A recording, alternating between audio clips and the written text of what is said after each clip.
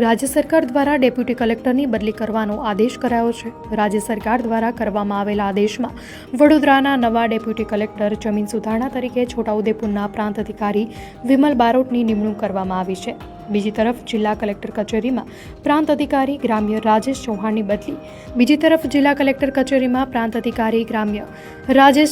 બદલી સાબરકાંઠા ખાતે નાયબ ચૂંટણી અધિકારી તરીકે કરવામાં આવી છે। જો કે તેમના સ્થાને ડેપ્યુટી કલેક્ટર નહીં પરંતુ પ્રોબેશનર IAS ઐશ્વર્યા દુબેની નિમણૂક કરવામાં આવી છે। તે ઉપરાંત વડોદરા જિલ્લા પંચાયતના ડેપ્યુટી DDO BL માલાની નવસારી જિલ્લામાં પ્રાંત અધિકારી વાંસદા તરીકે બદલી કરાઈ છે, જ્યારે તેમના સ્થાને બનાસકાંઠા જિલ્લાના ડીસાના પ્રાંત અધિકારી નેહાબેન પંચાલની નિમણૂક કરવામાં આવી છે। ગોધરાના ડેપ્યુટી કલેક્ટર જમીન સુધારણા નિહાર કુમાર ભરતિયાની બદલી વડોદરા ખાતે સરદાર સરોવર નર્મદા નિગમ લિમિટેડ નર્મદા પ્રોજેક્ટ વડોદરા ખાતે SSAO તરીકે કરવામાં આવી છે।